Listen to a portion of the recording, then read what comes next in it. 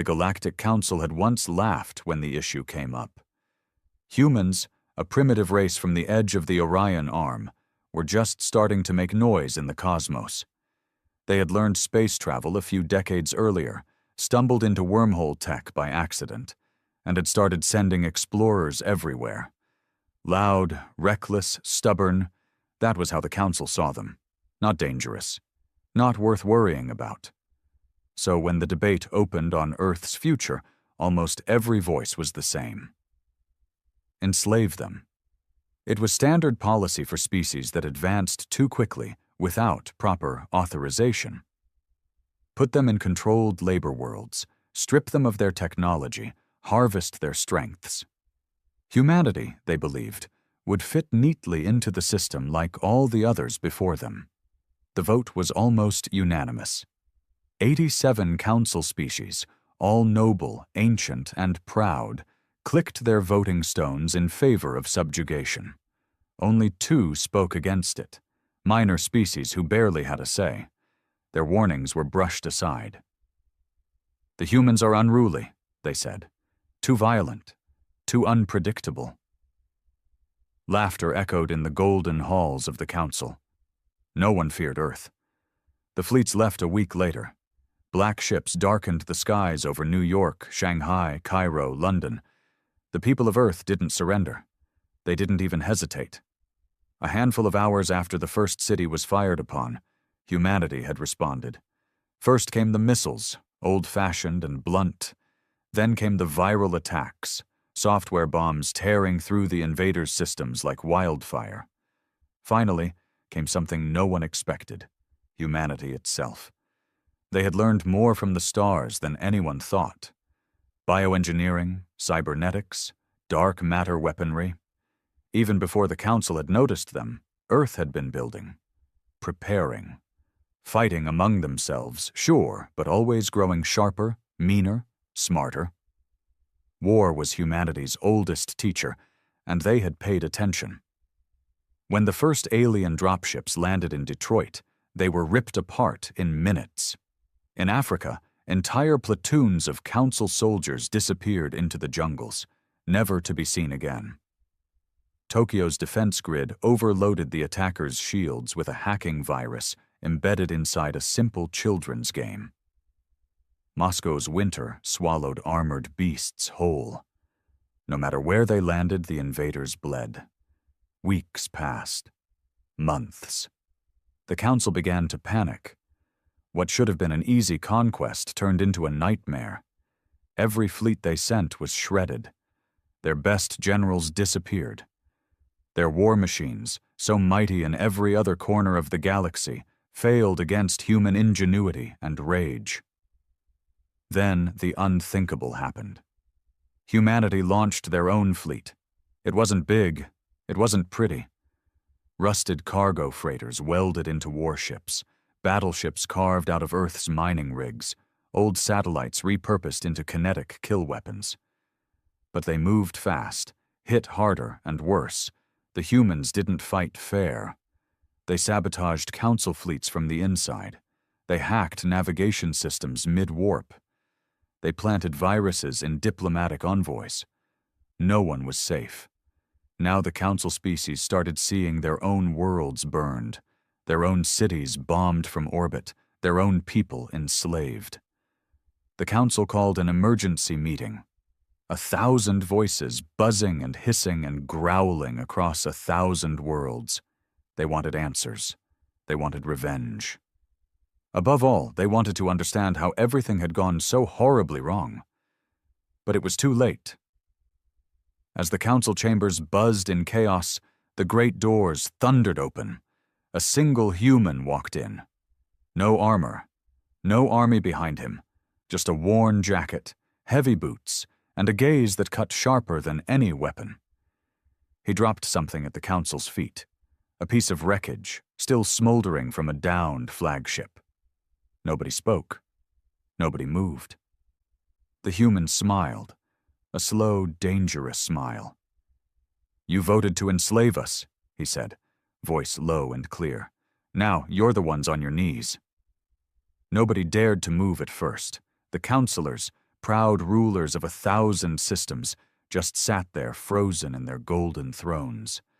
Some of them hissed under their breath, others reached for translators or weapons hidden in their robes. But none of them stood up. Not after seeing what had happened to their fleets, their worlds, their so-called unstoppable armies. The human stepped forward, his boots echoing on the polished marble floor. His name was Colonel Marcus Hale, though out here they would soon know him by a different title, the Voice of Earth. Not a politician, not a diplomat, a soldier. Because Earth wasn't here to beg or negotiate. Earth was here to deliver judgment. "You think you know power," Marcus said, his voice steady, almost casual. "You think you can sit in your gilded towers, pass your little votes, and play gods over others." He raised his hand slowly and pointed at the ceiling, where a hologram flickered to life. It showed Earth's fleet, ugly and ragtag, surrounding the Council's most sacred strongholds. Ships locked in orbit around homeworlds that hadn't seen war in 1,000 years. Weapons primed. "You thought you could enslave us," Marcus continued, pacing now, forcing the counselors to turn and follow him like scolded children. "You saw what you wanted to see. Primitive savages, easy to break. You never thought what would happen if we fought back. If we decided you were the threat." One of the counselors, a lizard-like creature with jeweled scales, finally found his courage. "This is a violation of—" Marcus shot him a look that froze the words in his throat. "Violation?" Marcus barked a laugh. "You voted to violate an entire planet, an entire people. You wanted slaves, and now you want to talk about rules?" He shook his head, disgusted. "Number, you don't get to hide behind your laws now. You made your choice." A few of the counselors whispered among themselves, trying to plan, to scheme, the way they always had. But Marcus could see it in their eyes, the fear. Real, naked fear. It was new to them. They weren't used to feeling weak. But humanity had a way of dragging even gods down into the dirt. "You're not leaving this room until you understand something," Marcus said. He pulled a small device from his jacket, a crude black cube no bigger than his fist. When he activated it, the walls around them changed. Not just the walls, the floor, the ceiling, everything. The counselors found themselves standing in a field of scorched earth. Around them rose the wreckage of their own ships, burning. Bodies lay scattered, council soldiers, broken and bloodied, their high-tech armor shattered. "This is what you created," Marcus said softly. "This is your legacy." He stepped closer to the lizard counselor, who had dared to speak. "You have two choices. Kneel and surrender every one of your empires to human governance, or keep fighting, and we'll wipe you out, all of you, species by species, planet by planet, until only ghosts are left to whisper about the day you tried to break Earth." Silence. Heavy, crushing silence. Finally, the eldest counselor, a towering being whose body shimmered like molten gold, rose from his throne. Slowly, stiffly, he bent one knee, then the other, and with that, the rest followed. Some out of fear, some out of desperation, a few, maybe, out of something close to respect. But they all knelt. Every last one of them. Marcus didn't smile. He didn't gloat. He simply stared down at them, the proud rulers of the galaxy, now bowing before the very species they once thought to enslave. "Remember this moment," Marcus said, "because it's the last mercy you'll ever get from us." Above them, the Earth fleet began to broadcast a message to every corner of the galaxy. "The age of the Council is over. The age of humanity has begun." The message spread faster than light itself. Every colony, every council world, every backwater trading post received the transmission. Some didn't believe it at first. They thought it was human propaganda, a clever trick. But the pictures that followed, The great council chambers desecrated, their proud leaders on their knees. Those couldn't be faked. Across the galaxy, chaos erupted. Old alliances crumbled overnight. Trade networks collapsed. Slave markets burned. Species who had once bowed to council law found themselves free, but terrified. Without the council, who would protect them? Who would rule them? The answer came 3 days later, when the first Earth fleet arrived at the council's capital world, Virex Prime. Marcus Hale led them himself, standing at the helm of a battered human warship named Deliverance. It was barely spaceworthy by council standards, a rusted beast of welded steel, yet it carved a path through the void like a predator scenting blood. Marcus didn't bring peace. He brought a new order. The humans disarmed the planetary security forces first. Then they landed ground teams, soldiers, engineers, scientists, and began dismantling the Council's old systems. The golden statues of Council heroes were pulled down. The Hall of Species, a museum celebrating the Council's civilized rule, was converted into a prison. Every counselor who had voted for Earth's enslavement was marched through the streets in chains. The footage went viral. Billions cheered. Billions wept. Billions seethed. Not everyone loved their new human rulers. Some tried to resist. On Doral 6, an aristocratic rebellion rose up, funded by old council families.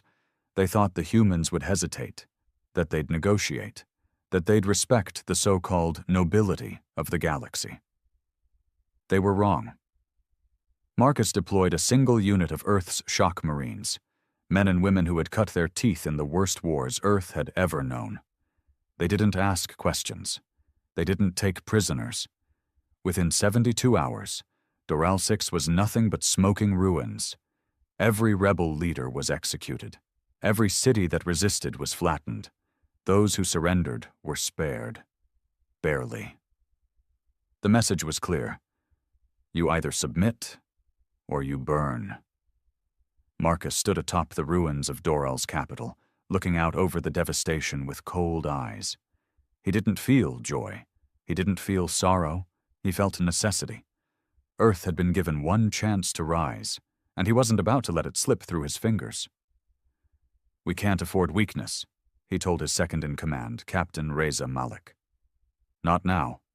Not ever. Malik nodded grimly. They're scared of us. That's good. They'll think twice before crossing us. Marcus stared at the burning horizon.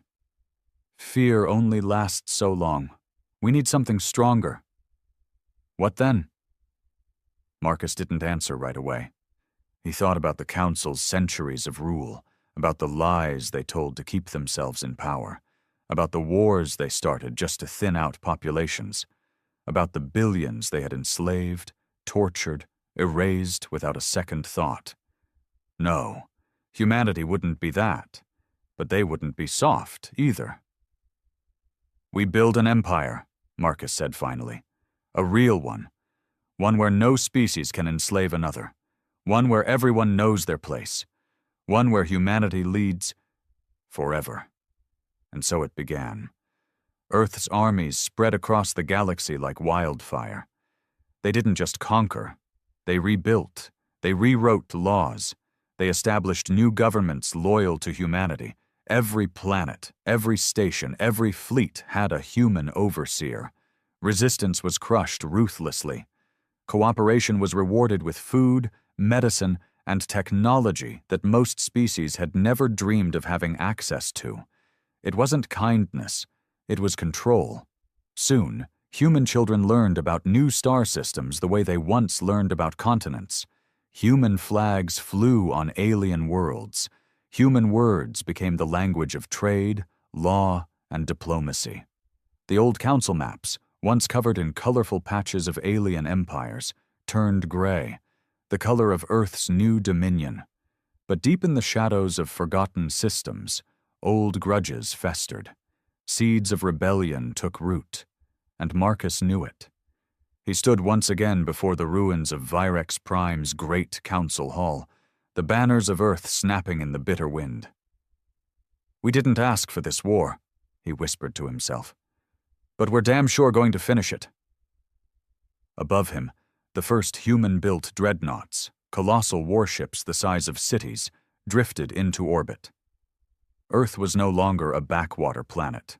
It was the beating heart of a new empire. And it was just getting started. The first signs of rebellion came quietly, whispers in dark alleys, symbols etched into walls, small things, easy to overlook in the grand sweep of conquest. But Marcus Hale didn't overlook them. He knew history too well. He knew that empires didn't fall to armies. They fell to ideas, to the seeds of defiance planted in the hearts of the desperate. On the mining colonies of the outer verge, a shipment of Earth's supplies vanished. No pirates, no storms, just gone. In the core worlds once loyal to the Council, human governors started to report riots. Small at first, quickly suppressed, but growing louder, angrier. There were rumors that some of the conquered Council species were meeting in secret, plotting, waiting for the right moment to strike back. Marcus sat in the war room aboard the flagship Deliverance. Maps and reports spread before him like a surgeon about to cut open a dying patient. Around the table, his generals and advisors waited for orders. "We knew this was coming," said Captain Reza Malik, frowning.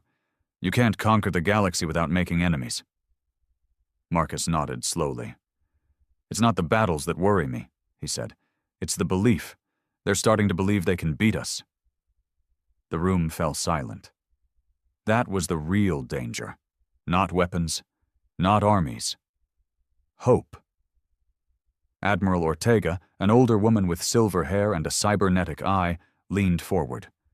"Let's crush it before it grows. We make examples, harsh ones, the old way." Marcus stared at her for a long moment. He remembered the Council's examples, entire cities vaporized for daring to speak out. Whole species erased from history because they dared to hope. Was that what humanity would become now? Just another tyrant with a prettier flag? "We'll be smart about it," Marcus said finally. "Targeted strikes. Leaders, not civilians. No mass slaughter unless we have no choice." Some of the generals looked disappointed. They wanted blood. They wanted to stamp out rebellion with fire and steel. But Marcus knew better. Every martyr they made would breed 10 more rebels. Humanity had to rule with an iron hand, yes, but it had to look clean. It had to look righteous. He pointed at the biggest cluster of trouble. The old Council world of Jackstar, now under human occupation. Reports showed growing unrest, protests, sabotage, a few small attacks on human patrols. "Start there," Marcus ordered. "Find the leaders, cut them out." The strike teams moved fast. Within days, they uncovered a rebel cell. Students, merchants, even former council guards who had sworn loyalty to Earth, but now plotted behind their human overseers' backs. They had plans, detailed, terrifying plans, to hit human supply lines, ambush governors, even attempt to assassinate Marcus himself when he next visited the sector. Marcus watched the footage grimly. The captured rebels beaten, bloodied, but still defiant. One young Jackstari female, barely out of her teens, stared into the camera as if she could burn a hole through the screen. "You think you've won," she spat, her voice raw. "But every world you take makes us stronger. Every death you cause feeds the fire." Marcus leaned back in his chair, rubbing his temples. This was what the Council had never understood. You could crush bones, but ideas slipped through the cracks like smoke. "We can't just kill her," Malik said, reading the mood. "She's too public already. She'll be a symbol if we execute her." Marcus nodded. "Then we don't kill her." He ordered a new kind of attack. Psychological warfare. They broadcast a message galaxy-wide. A fake confession, carefully edited, showing the young rebel begging for forgiveness, praising humanity's rule, blaming her fellow rebels for violence and suffering. They doctored it so skillfully that even seasoned analysts couldn't spot the cuts. It worked, at first. Some of the unrest cooled. Jackstar went quiet. Other sectors hesitated, unsure what was real anymore. But in the shadows, deeper and darker rebellions began to form. Rebels who knew not to trust the screens. Rebels who learned from their enemies. Rebels who didn't just want to end human rule. They wanted to erase humanity from the stars.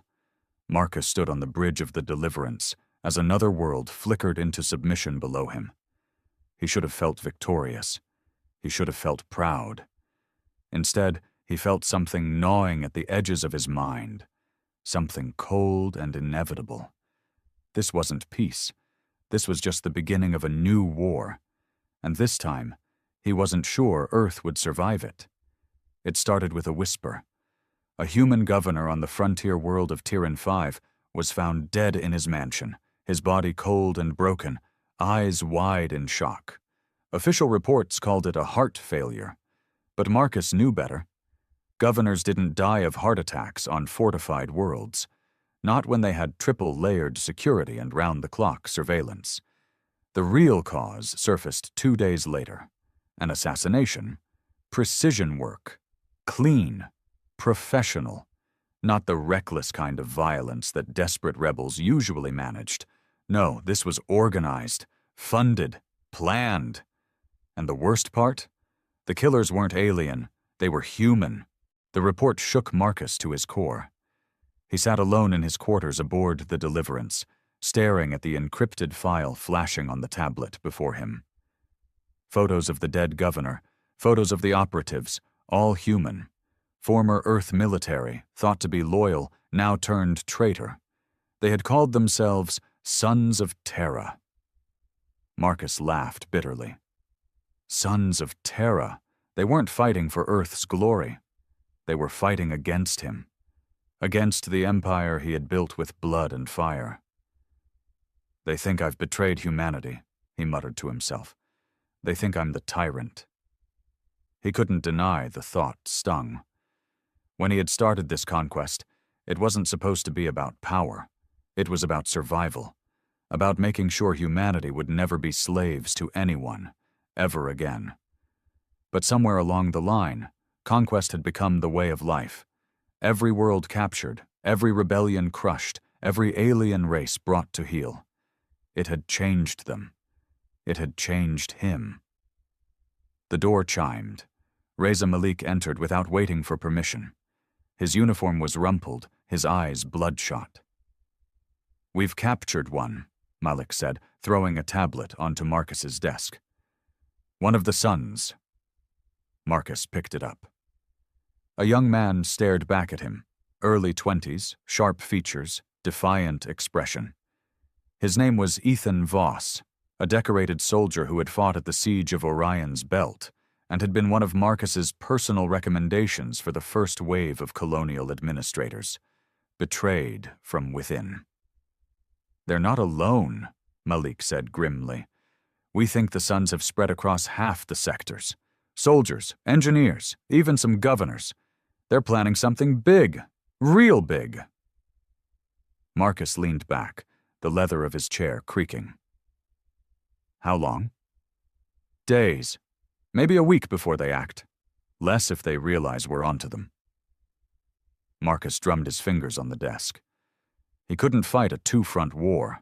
Rebels in the outer systems, traitors inside his own ranks. The Empire was already stretched thin. Too much territory and too few loyal men to hold it. If he moved wrong now, everything they had built would collapse. He stood up abruptly. "Get me the High Command," he barked. "Emergency session, now." Within the hour, every admiral, general, and major governor appeared on the holo channels, their faces grim and flickering in blue light. Marcus didn't waste time. "There's treason inside our empire," he said. "Humans, our own people. They call themselves Sons of Terra. They want to overthrow this government, dismantle everything we've fought for." Murmurs of shock and anger rippled through the council. "They call me a tyrant," Marcus said, his voice cold. "They think we should have stayed small, stayed weak. They think we should have begged the Council for mercy instead of crushing them. I won't allow it." He paused, letting the weight of his words sink in. "I am declaring martial law across all human and alien sectors, effective immediately. Anyone suspected of collaborating with the Suns will be detained. Anyone caught aiding them will be executed." Even through the hollow channels, Marcus could feel the unease. Some of his generals shifted in their seats. A few even dared to glance at each other, doubt flickering in their eyes.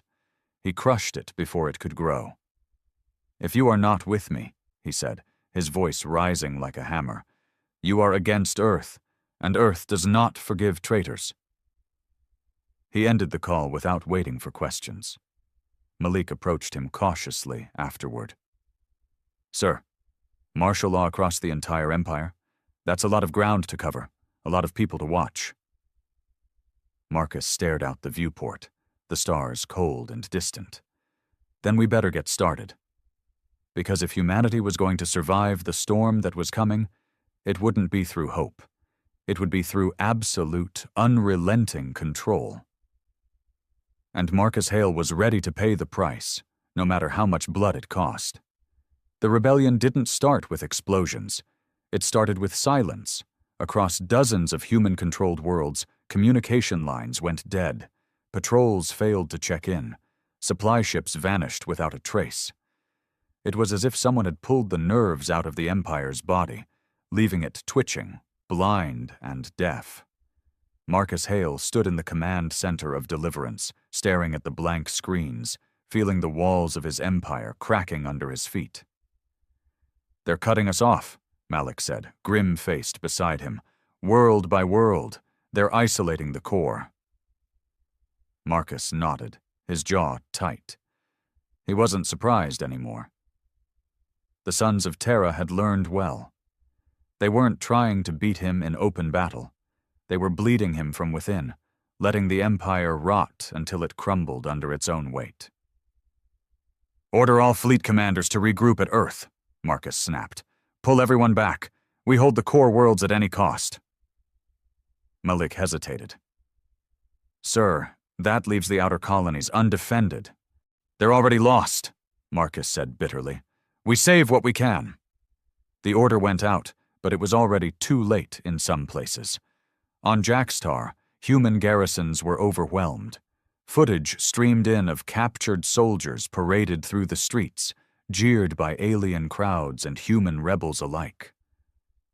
On Tyrin 5, the human governor's palace burned, a crude banner waving from the ruins, a black fist clenched over a shattered Earth. Even worse was the betrayal from within the fleet itself. Marcus trusted his admirals. He handpicked them, trained them, fought beside them. But trust meant nothing now. Reports flooded in of ships mutinying, turning their guns on loyalist forces, hijacking supplies meant for Earth's defenses. Malik slammed a fist onto the console. How did it get this bad? Marcus didn't answer immediately. He knew exactly how it had gotten this bad. It wasn't just the aliens or the Sons of Terra. It was the dream he had built, a dream of human dominance, of an empire born from vengeance and fear. They had conquered the stars, but they had lost themselves along the way. Fear bred hate, hate bred rebellion, and now rebellion was feeding on everything they had created. A chime sounded, a secure line opening. Only one person had access to that channel. Marcus tapped the console.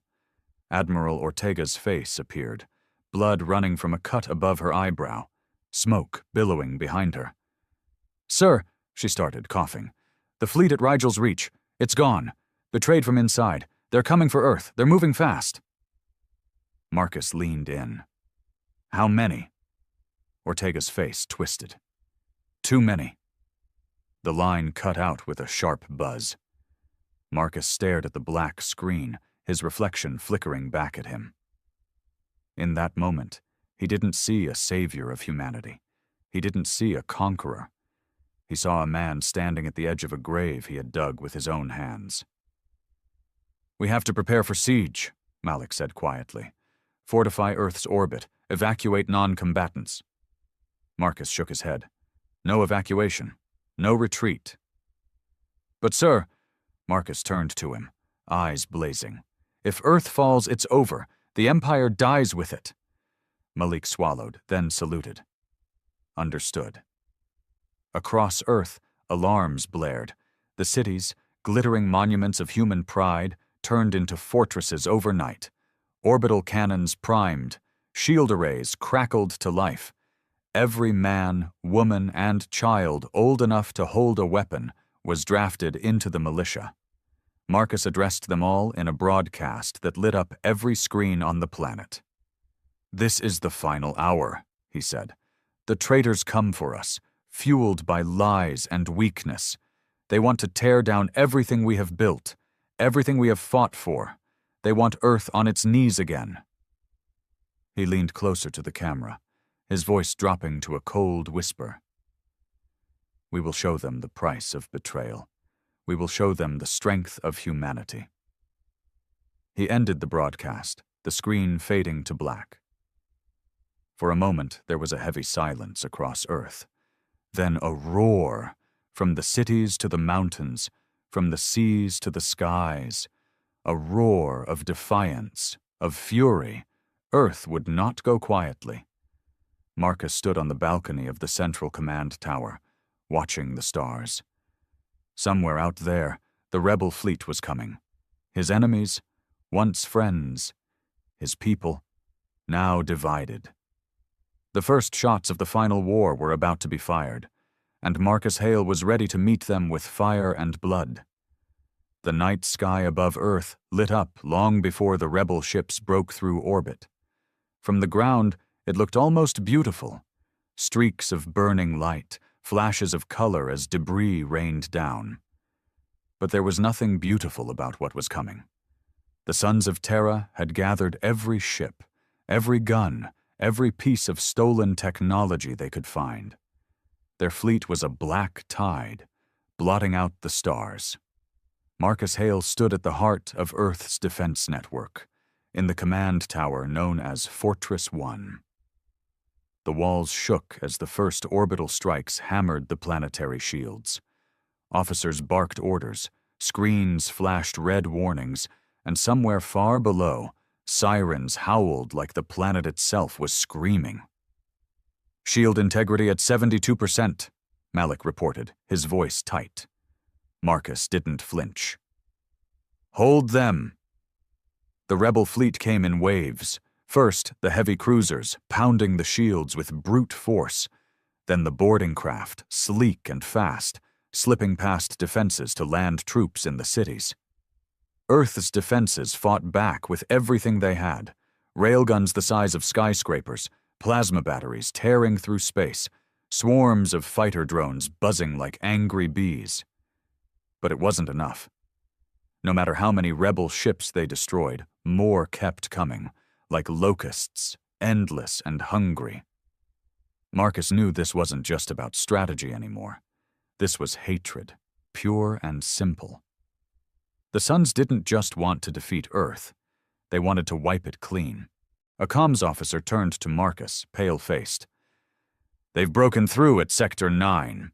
Heavy infantry landing in New Chicago." Marcus gritted his teeth. "Send the 8th Legion. Push them back." Another report came in.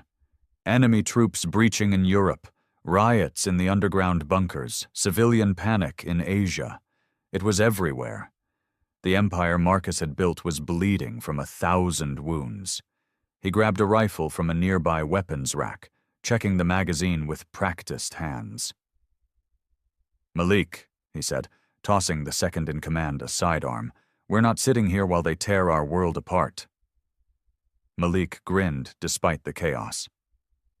About time. They moved fast.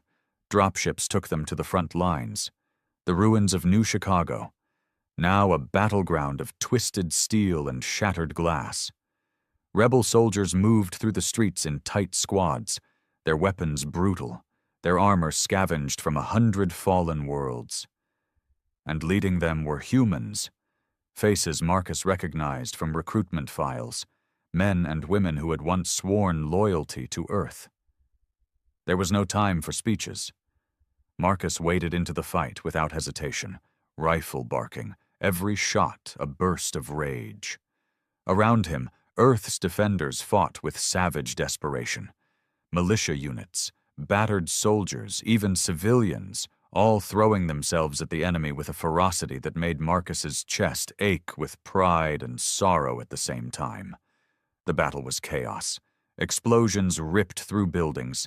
Shrapnel rained from the sky. Marcus fought like a man possessed, leading charge after charge, pushing the rebels back block by block. But he knew it was only a temporary victory. They were outnumbered, outgunned, and Earth's defenses were cracking. Hours blurred together. The sun never rose.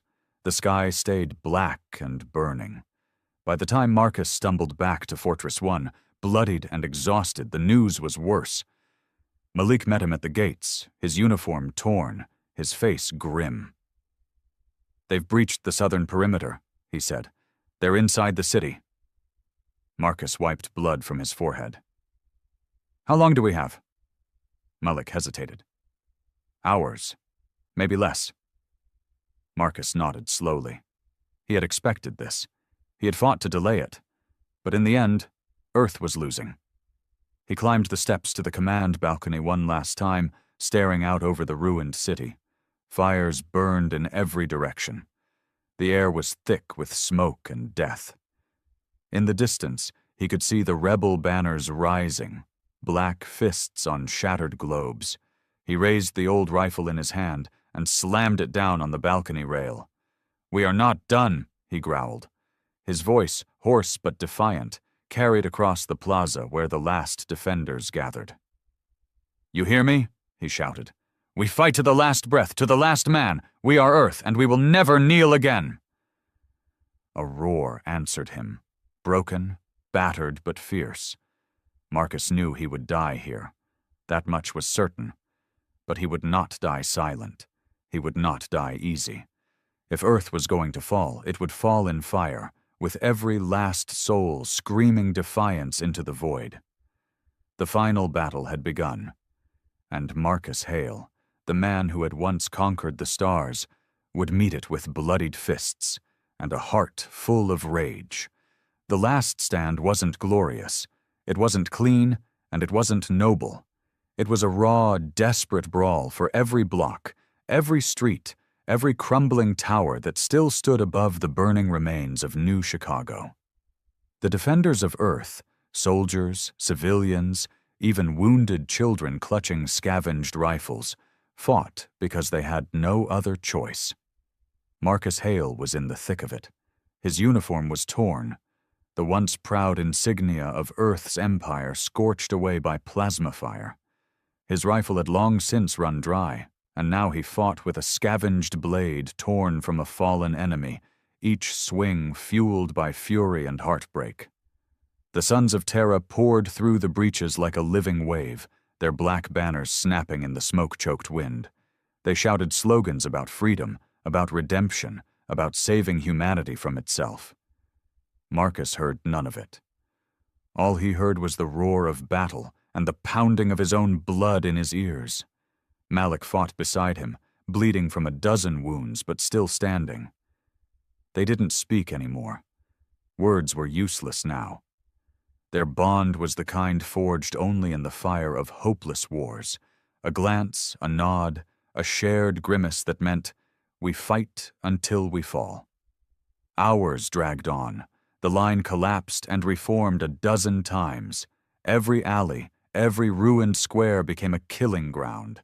Human blood mixed with alien blood, with rebel blood, soaking the ground until it turned to black mud. And still, Marcus fought. At some point, he didn't know when, he found himself back at the steps of Fortress 1, the command tower now half destroyed, smoke pouring from its shattered spires. A small knot of defenders, barely 100 souls left, had gathered there for their last defense. Some had homemade bombs strapped to their chests. Others clutched rusted knives or simple steel pipes. They were the last hope of Earth's empire. The rebel forces closed in, surrounding them on all sides. Marcus climbed the broken stairs, dragging his battered body upward until he stood atop the last bastion of the human empire. His voice was ragged, almost gone, but somehow he found enough strength to shout one last order. Hold. And they did. When the rebels charged, they met walls of bullets and blades. They met teeth and fists and blind, furious resistance. Every step they gained cost them dearly. Marcus was a whirlwind at the heart of it, cutting, striking, dodging, refusing to fall. But he knew it was ending. One by one, the defenders fell. Malik went down, shot through the chest as he shielded a teenage boy with a broken rifle. The boy screamed and kept firing. Others fell silently, without drama, swallowed by the endless tide. Marcus fought until his arms wouldn't lift anymore, until his legs buckled, until the blade in his hand snapped in two and he was left swinging fists at enemies twice his size. A rebel soldier tackled him to the ground. Another booted him in the ribs. He felt bones crack, tasted blood in his mouth. They dragged him up, shoving him to his knees atop the ruined balcony. Around him, Fortress 1 burned. The black banners of the Sons of Terra were already being raised atop the rubble. The rebel commander, a woman Marcus recognized from the files, once a loyal Earth general named Cassian Wren, stepped forward. Her armor was black, her eyes hard. "It's over, Hale," she said. Her voice wasn't cruel, it was tired. "Surrender. Save what's left of your people." Marcus lifted his head, blood dripping from his lips. His body screamed for him to give up, to close his eyes and let the darkness take him. But he didn't. He grinned. It wasn't a smile of victory. It wasn't even a smile of defiance. It was the smile of a man who knew something the rest had forgotten. "You think killing me saves you," Marcus rasped. "You think tearing down Earth's empire makes you free." He coughed, spitting blood at Wren's boots. "But you're wrong. You'll tear each other apart. You'll beg for the order we gave you. And when the stars burn, when your new world falls into chaos, you'll remember us." Cassian's jaw tightened. She raised her weapon. Marcus Hale laughed, a hoarse, broken sound. And when the shot rang out, when the world tilted and darkness rushed up to claim him, he died the way he lived, on his feet, unbroken, with fire still in his heart. The empire of Earth was dead, but its ghost would haunt the galaxy for centuries to come. Nobody remembered how it started anymore. Maybe it was a mining dispute, a careless insult during a peace summit, or just one unlucky shot fired from the wrong ship at the wrong time. The galaxy had been a simmering pot of tensions for years. Humanity had been the newcomers, fresh, curious, a little arrogant, but mostly harmless. At least, that's what the other species thought. They didn't know us. Not really. At first it was supposed to be a small conflict, a quick war, maybe a few burned colonies, a treaty signed under duress, the usual politics of power. The bigger empires, the Kravlon Syndicate, the Trelzon Unity, the Vor Consortium, they laughed when humanity sent its first fleets into battle. Primitive, they said, emotional, reckless, easy prey. The first battles were brutal, but predictable. Human ships were torn apart by advanced alien weaponry. Thousands died screaming in the cold of space. Entire settlements were wiped out. Their cities melted into glass by plasma bombs. Their leaders paraded on enemy broadcasts as warnings. But humans, they didn't break. They adapted. Fast. Within months, new ships rolled off the dry docks. They were tougher, uglier, built with the single-minded purpose of surviving hell. New weapons, reverse-engineered from captured tech, tore into enemy fleets like rabid wolves.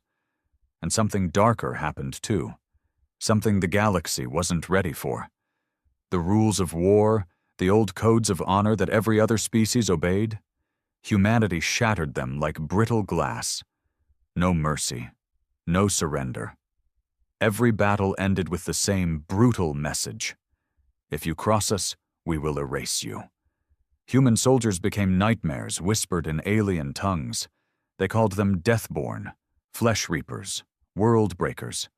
Small squads of humans dropped onto enemy worlds, leaving behind nothing but ash and broken monuments. They learned alien psychology, used it against them, turned fear into a weapon deadlier than any plasma rifle.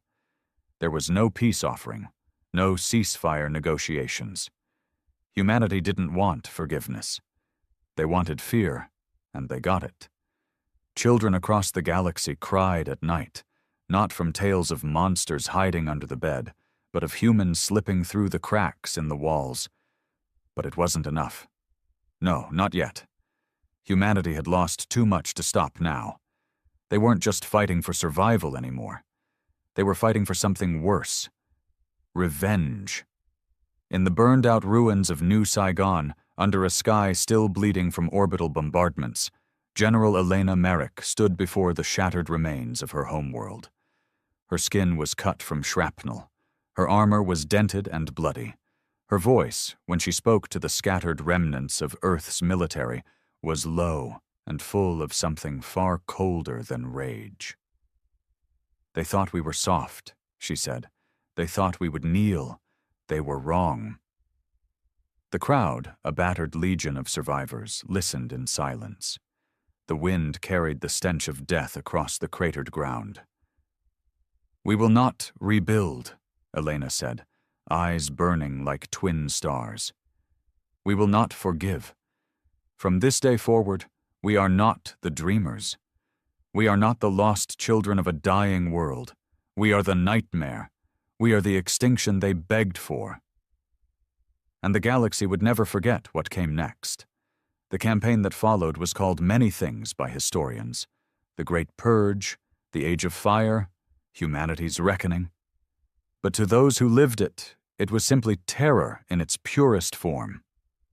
Fleet by fleet, world by world, humanity moved through the stars like a storm that would never end. Their ships were no longer sleek or beautiful. They were brutal machines, built with sharp, jagged lines to inspire dread. Some even broadcasted the screams of fallen enemies across enemy frequencies before each battle, a psychological warfare tactic that made even the bravest alien admirals hesitate before giving orders to engage. The Vor Consortium was the first major empire to fall. They had once called humanity a minor pest. That memory didn't save them. On the red sands of Vor Prime, survivors crawled from the ruins of their shining cities only to be rounded up by human shock troops. No treaties were signed. No mercy was shown. The humans dismantled the Vor civilization piece by piece, stripping their libraries, burning their temples, and smashing their monuments into dust. They weren't just killing bodies anymore. They were erasing histories, cultures, memories. Across the galaxy, desperate cries for help echoed from every system under siege. The Kravlon Syndicate pleaded for an emergency alliance. The Trelzan Unity sent emissaries offering reparations and apologies. Old enemies who had fought for centuries now begged each other to stand together against the humans. But it was too late. Humanity didn't want peace. They didn't even want control. They wanted the galaxy to fear the night, to jump at shadows, to wake up sweating from nightmares where Earth's flag burned above their ruins. General Merrick watched all of it unfold from the bridge of the dreadnought Remembrance, her personal command ship. She wore no insignia anymore. Humanity had no need for symbols of rank. All that mattered was survival, vengeance, and dominance. A junior officer approached her, his face pale even under the harsh light of the war room. "General," he said, voice trembling slightly, We've received word from the Council of Eldari. They offer unconditional surrender and reparations. They're willing to give us 12 core worlds and access to their entire tech vault." Elena stared at him for a long, heavy moment. Her eyes were like the cold vacuum between stars. Empty, merciless. "Burn them anyway," she said. The officer hesitated. "But ma'am, they surrendered." "They should have thought of that before they butchered our children," Elena said, her voice flat. "No deals. No forgiveness." The command was given. Within hours, the Eldari core worlds were turned into blackened husks, their once beautiful biospheres choked with ash and radiation. News of the massacre traveled faster than light, and with it, the legend of humanity's wrath grew. Entire star systems went dark, their populations hiding underground, trying to become invisible. Pirates, mercenaries, smugglers, all vanished like mist before the advancing human fleets. Even the most savage species in the galaxy, the warlike Vardoth, who prided themselves on their bloodthirstiness, refused to engage human ships. It didn't matter. Humanity hunted them down anyway. It wasn't war anymore, it was extermination. And the galaxy finally understood. This wasn't about victory. It wasn't even about survival. It was about fear, pure, crushing fear. And humanity was winning. The third year of the war turned the galaxy into a graveyard. Where once stars had twinkled against the velvet darkness, now there were only fields of wreckage. Silent hulks of destroyed ships, charred remains of orbital cities, shattered satellites tumbling endlessly through the void. Humanity had become something more than just a military force. They were myth now. Every child born on an alien world grew up fearing the faceless, relentless monsters that came from the cradle of Earth. But it wasn't just soldiers anymore. It was every human. Farmers, doctors, teachers, scientists. Everyone had become part of the machine of war. Everyone had blood on their hands. No one was innocent. On the war front, Captain Marcus Vance led the 17th Infiltration Corps, one of the most feared units in existence. His orders were simple. Make examples. Not just tactical victories, but psychological devastation. On a small jungle moon called Veyron 6, a Trelzan refugee colony had hidden away, deep within the thick, misty forests. They thought the trees and fog would protect them. They thought humanity would ignore them, an unarmed, starving cluster of civilians. They were wrong. Vance's team dropped from orbit in silence, their black-armored forms blending into the shadows. The refugees didn't even know they were under attack until the first firestorm swallowed their shelters. Vance watched through his visor as mothers clutched their children and fled into the trees, only to be corralled by walls of flame and gunfire. His men didn't fire indiscriminately. No, they herded the survivors, forced them into clearings, made sure there were witnesses to the horror. Trelzan culture valued honor above all else. They believed dying in battle was the only noble death. Vance knew this, and so his orders were clear. Don't give them battle, give them slaughter, give them shame. When the smoke cleared, the survivors stumbled away from the ruins, broken in both body and spirit. Messages were carved into the smoldering trees in every human language, translated through alien symbols. We are your fate. Word spread quickly. The Trelzan unity crumbled from within a month later, as suicides, mutinies, and desertions tore through their ranks faster than any human fleet could have. Back aboard the Remembrance, General Merrick stood in the war room, watching the holographic star maps flicker. Red marked every fallen world. Yellow marked the systems still resisting. Green. There was no green left. There hadn't been for months. An advisor approached her, hesitant. A rare thing these days. Few dared interrupt Marek when she was planning a campaign. "General," the advisor said. "Intelligence reports that several non-aligned systems are considering preemptive surrender. They're requesting guarantees of survival if they turn over their resources and leaders."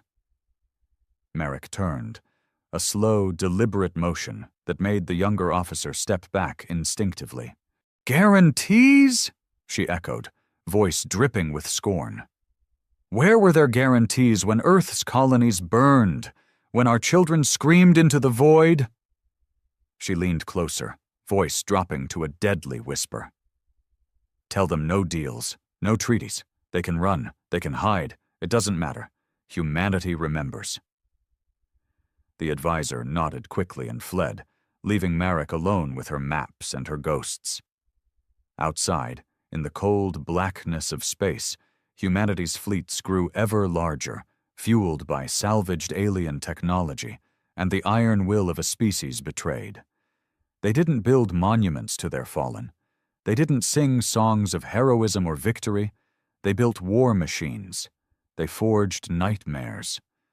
In the Outer Rim systems, an old alien sage, blind and half-mad from decades of war, spoke to a gathering of refugees. His voice was cracked and brittle, but heavy with prophecy. "You do not understand the humans," he rasped. "You think they fight for pride or conquest or even revenge. No, you fools. They fight because it is all they have left. Pain has consumed them, shaped them. They have become the storm itself. You cannot reason with a storm. You can only pray it does not see you. But the storm was already on its way. Engines screamed across the void. Hulls bristled with weapons crafted in the fires of endless war. The humans were coming, and they would not stop. In the quiet stretches of Sector 9, where the stars hung like cold lanterns in an endless night, the last great alliance of alien species prepared for their final stand. They had no illusions anymore. This wasn't a battle they could win. It was a delaying tactic, a desperate hope that somewhere, somehow, a miracle would save them. The Council of 9 Worlds, once proud rulers of half the known galaxy, met aboard the Sanctum Eternum, a ship the size of a small moon. It bristled with shields and cannons, wrapped in layers of armor thicker than cities, powered by the last relics of ancient technology no one fully understood. In a vast, shadowed chamber, the council argued in a dozen languages. "They are but one species," shouted Vokhtar of the Rilnax Dominion, his spines trembling with fury. "We outnumber them. We outgun them." "And yet your worlds are ash, Rilnax," hissed Madame Seleth of the Kryn Confederacy. "Their rage is a fire we cannot extinguish. We feed it with every battle." "They have no honor," croaked High Minister Julaven, her eyes hollow. "They fight like beasts, worse than beasts. They destroy not to conquer but to erase. We are facing something unnatural." At the head of the table, Supreme Chancellor Virel of the Eldari Alliance lifted his hand for silence. His golden robes, once a symbol of wisdom and peace, hung heavy on his frail frame. "We have but one option left," Virel said, voice tired but steady. "We fight to the last. We show them that we will not die quietly." Across the chamber, there was a grim nodding of heads. No words of hope were offered. No speeches of triumph. Just acceptance. They sent their fleets to the edge of the Helios Rift, a strategic choke point where they could force humanity to come to them. It was the largest gathering of ships in galactic history. Millions of vessels, countless soldiers, the combined might of a dozen civilizations. And it wasn't enough. From the blackness beyond the rift, the human armada emerged like a swarm of mechanical locusts. Their ships, black as oil and bristling with weapons, advanced without formation, without ceremony. No battle cries, no demands, no warnings, only the slow, inevitable march of death. On the bridge of the Remembrance, General Merrick stood motionless, hands clasped behind her back. Beside her, Captain Vance watched the enemy fleets align in tight, disciplined formations. "They're ready for us," he said quietly. They think that matters, Merrick replied, her voice colder than the vacuum outside. She gestured toward the comms officer. Broadcast. The officer nodded and opened a channel. Across every ship, every station, every world tuned to the frequencies of the Helios Rift. A single message echoed. Not words, not a speech, just one image. Earth burning. The humans didn't need to explain. The galaxy already knew why they fought. With a silent command, the human fleets opened fire. No tactics, no mercy, just overwhelming, relentless destruction. The Helios Rift lit up like a dying sun. Energy beams tore through capital ships like paper. Missile swarms blackened the skies. Human boarding pods slammed into enemy vessels, disgorging death squads that swept through the halls like phantoms. The Council's mighty defenses crumbled in hours. Supreme Chancellor Virel watched in stunned silence as the battle collapsed around him. Screens showed ship after ship erupting in flame, stations torn apart by railgun fire, escape pods vaporized before they could reach safety. He turned to his aides, voice breaking. Was there ever any hope? No one answered. Across the void, Captain Vance led the final charge aboard the dreadnought Savage Dawn. His soldiers moved without hesitation, without pity. He stepped over the bodies of council guards and aides, his rifle spitting death in all directions. In the council chamber, Vance found Chancellor Virel kneeling among the ruins, still clutching the broken seal of his once great alliance. Vance raised his weapon. Virel didn't beg. He just whispered, "Why?" Vance hesitated for a single breath. Then he answered, voice like iron, "Because you made us monsters." The shot echoed through the shattered chamber. When it was over, the last hope of the galaxy lay dead in the ruins of the Sanctum Aeternum.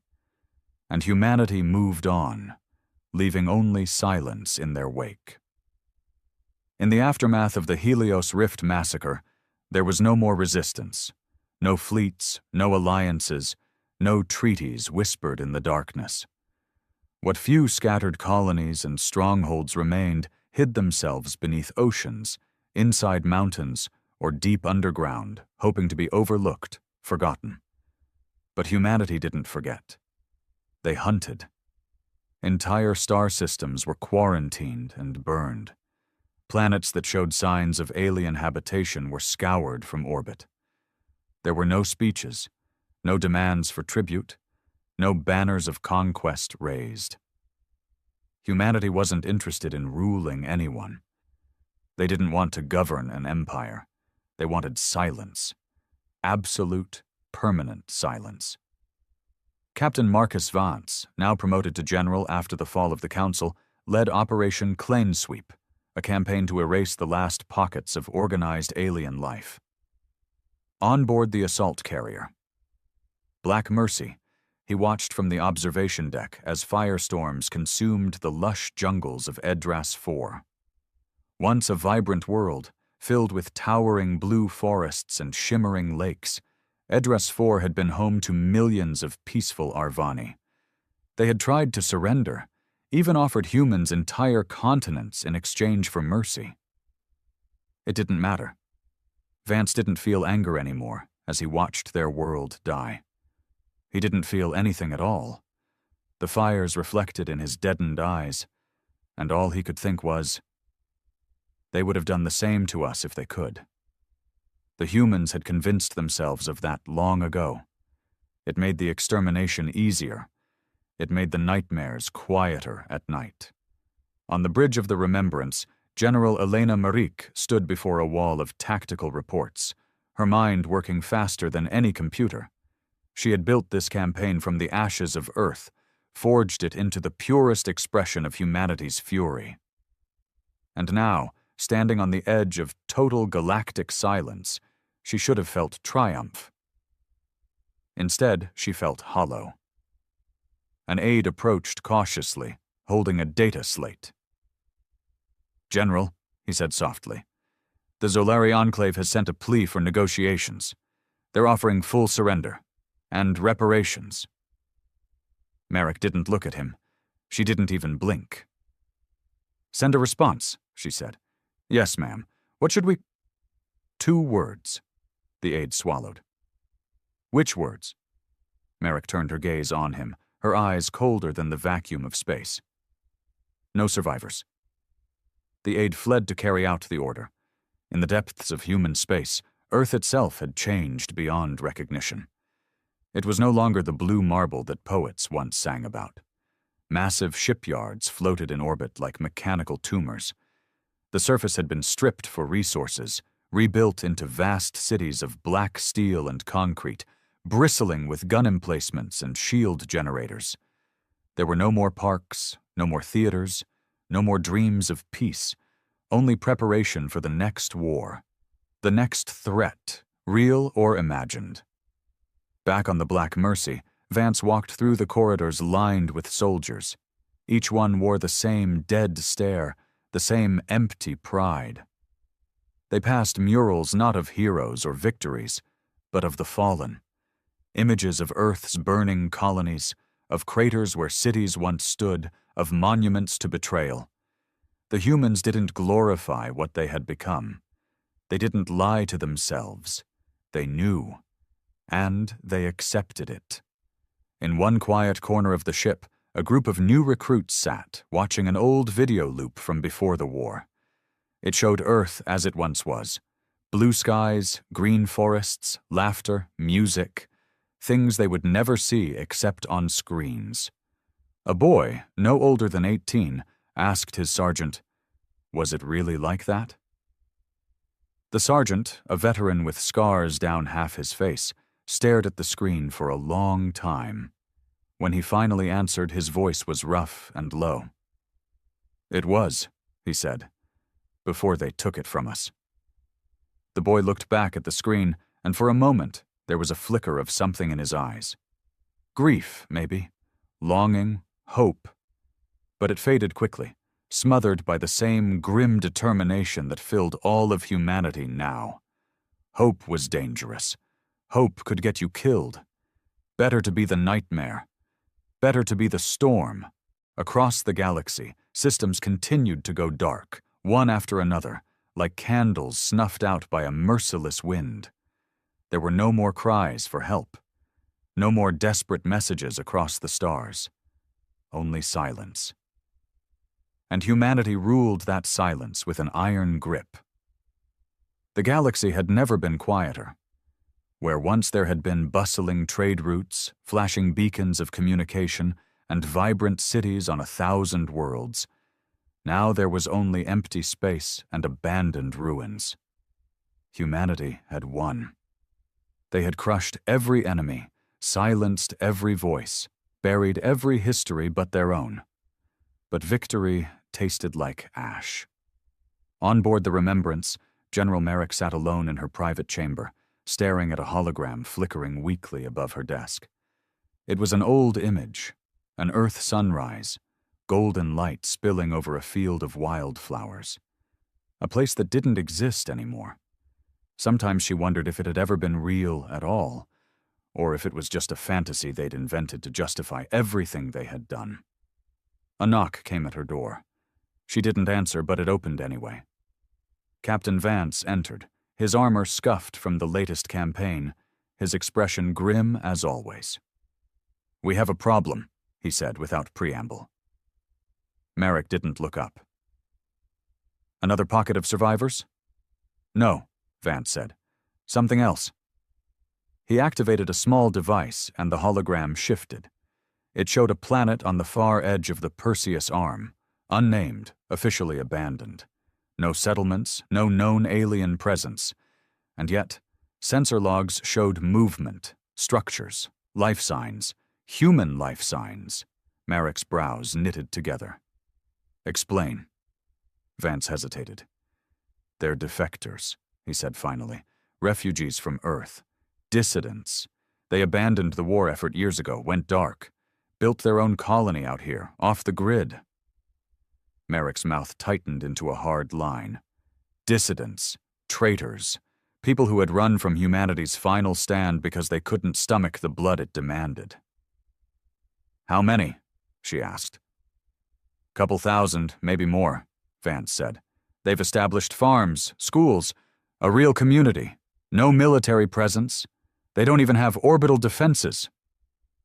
Merrick stared at the projection, feeling a strange tightness in her chest. They were human. They were the future humanity had lost. "They're breeding weakness," Vance said, as if reading her mind. "If we let them survive, others might follow, might start thinking there's another way besides strength." Merrick closed her eyes for a long moment. She could almost hear the voices of her fallen comrades, the ones who had died screaming in the early days of the war, the children whose lives had been snuffed out in alien bombardments, the families torn apart by greed and betrayal. We didn't sacrifice everything just to let it all rot. Her hands clenched into fists. "Prepare the fleet," she said finally, voice like iron. "We wipe them out." Vance saluted sharply, but there was something else in his eyes this time. A flicker of doubt? Regret? It didn't matter.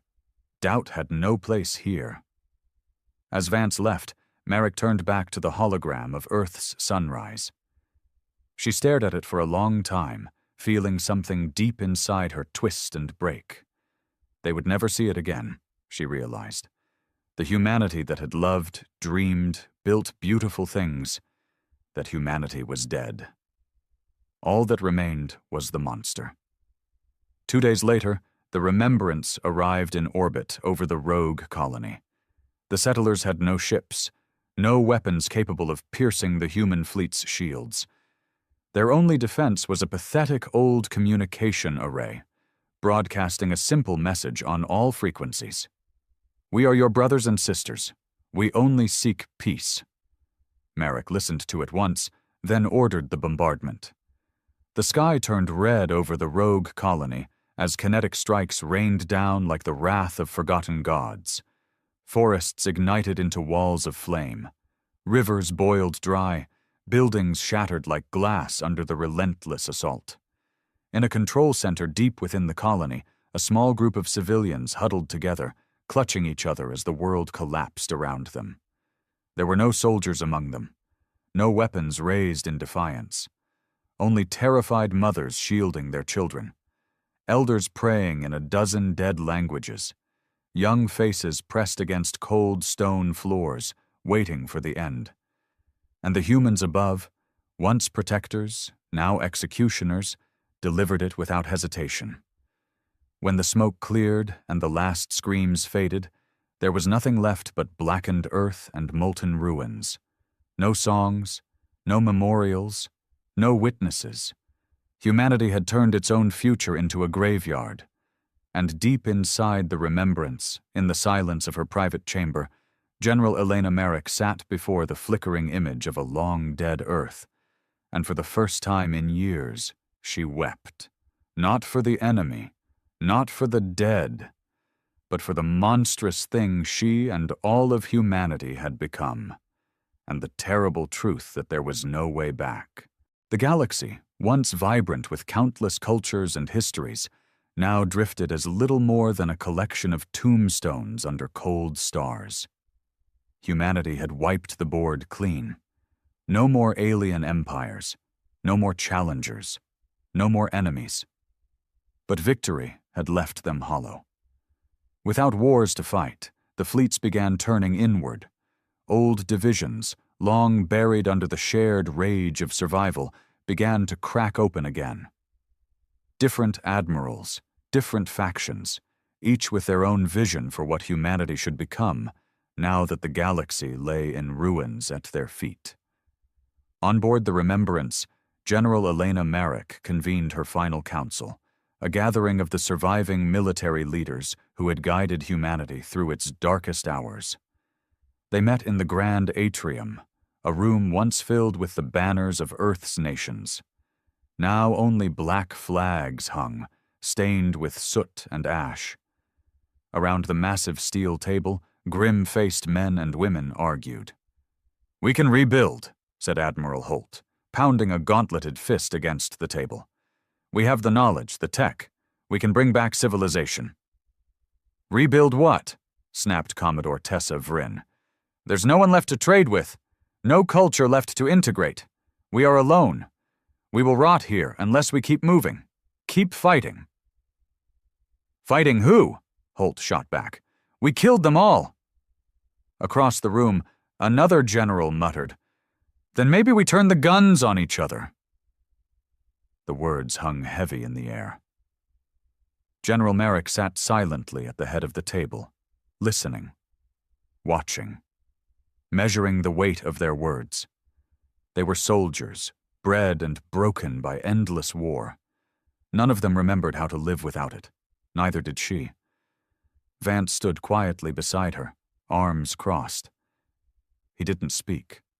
He didn't need to. His eyes told her everything she already knew. Humanity wasn't made for peace anymore. It was made for conquest, for brutality, for domination. Without an enemy, it would tear itself apart. Merrick rose from her seat slowly, and the room fell silent. "Enough," she said, her voice low and final. "There will be no rebuilding." Murmurs swept through the room. "General," she cut them off with a glance. "There's nothing left to rebuild," she continued. "We have outlived our purpose. The galaxy doesn't need rulers. It needs ghosts, memories, warnings carved into the bones of history." Holt looked at her like she had gone mad.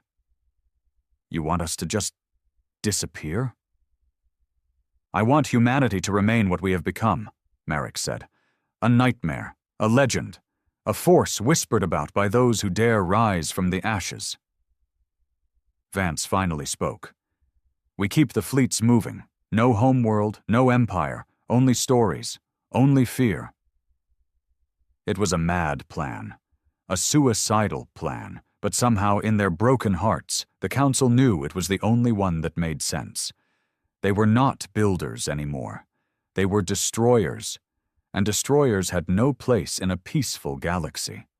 Slowly, grudgingly, they agreed. The new directive was simple. The fleets would divide into nomadic forces. They would travel the dead lanes of space, visible only when they chose to be. If new civilizations rose from the ruins, if any dared to forget the horrors of war, humanity would return. Not to rule, but to remind. The remembrance would become the first ghost fleet, slipping into deep space without a trace. As the Council dispersed, preparing to carve humanity into drifting legends, Merrick stood alone at the viewport of the ship. Beyond the thick glass, stars stretched out into forever. For a moment, she allowed herself to dream, to imagine what might have been if only the galaxy had welcomed them instead of trying to crush them.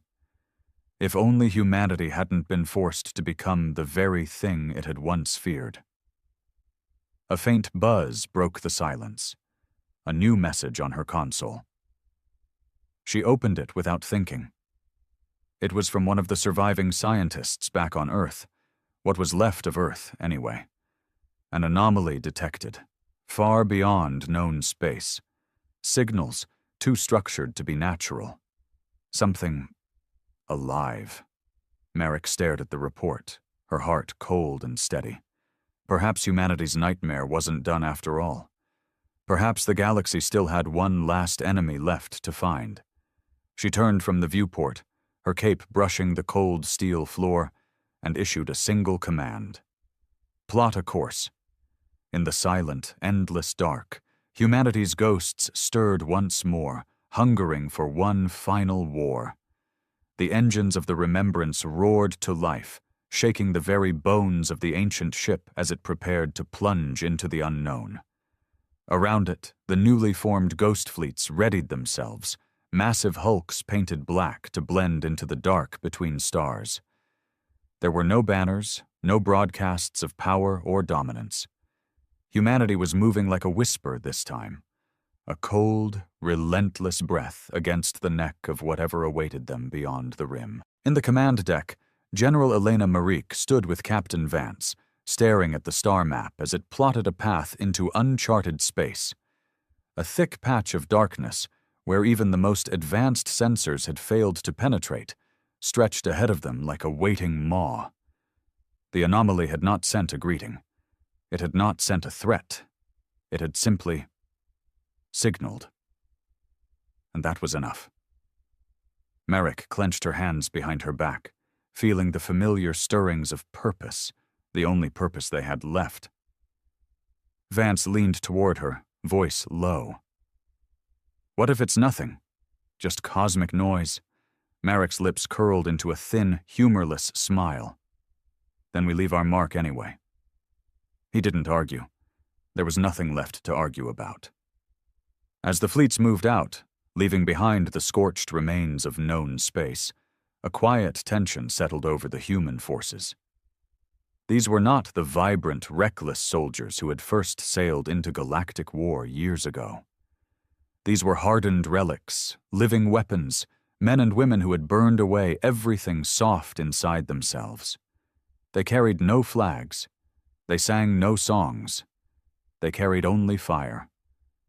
Weeks turned into months as the fleets crossed the vast, dead stretches beyond the galactic rim. Strange, half-seen things moved out there, masses too large, energies too old to name. Humanity pushed on without hesitation because fear no longer held any power over them. And then, without warning, they found it. A world, not just any world, an ancient one, covered in titanic structures, black and gleaming like frozen oil. It was not natural. It had not been born. It had been built by something far older than any of the fallen empires humanity had destroyed. At the center of the world, a tower pierced the heavens, stretching up into low orbit. It pulsed faintly with an energy that felt almost alive. The anomaly's source. On the bridge of the Remembrance, Merrick studied the scans with growing certainty. "Prepare a landing team," she said. "I want boots on the ground within the hour." Vance nodded. "You're going yourself?" Merrick turned to him, a small flicker of something, pride or perhaps defiance, in her cold gaze. "If this is the last enemy we ever face, I intend to look it in the eye." The landing was rough. The atmosphere fought them, dense and heavy with strange particles that made the sky shimmer with unnatural colors. But humans had survived worse. They pushed through, landing heavy drop ships on cracked, blackened plains. Merrick led the advance, 100 soldiers fanning out behind her through the towering alien structures. Everything about the place felt wrong. The angles were too sharp. The dimensions seemed to twist if you stared too long. They reached the base of the tower, where a single door, massive and covered in runes older than any language, stood waiting. It opened as they approached, without a sound. Inside, the walls pulsed with a heartbeat that wasn't theirs. Lights flickered, and something watched. Deep in the tower's heart, they found it. Not a weapon, not an army, a mirror, massive, stretching from floor to ceiling, framed in black stone. When Merrick stepped toward it, the surface rippled, and from within she saw herself, not as she was, but as humanity had become. Twisted, broken, a reflection of endless war, endless vengeance. Behind her reflection, shapes moved, shadows, clawing, grasping. They weren't alien, they weren't foreign. They were human. The mirror showed the truth. Humanity had not been at war with the galaxy. It had been at war with itself all along. The true enemy had always been their own hatred, their own need for retribution, their own fear. Merrick stared into the mirror, into the nightmare she and her people had willingly become. For the first time in a long, long while, she felt a flicker of doubt, a whisper against the raging storm inside her. But it was far too late for regrets now. Behind her, the soldiers waited for orders, weapons ready, faces blank. Merrick turned away from the mirror, her decision final. "Mark the planet," she said. "Then burn it." No one hesitated. No one questioned. As they prepared the charges that would turn the ancient world into ash, the mirror pulsed once more, sending one last signal into the void, a warning to whatever distant life might still be out there. Humanity is coming. Humanity has no mercy left. Humanity is the nightmare that will never end. As the Remembrance and its sister fleets vanished back into the endless dark, only ruins remained. The galaxy had survived its first great predator. But something worse now prowled the stars forever, and it wore the face of humanity.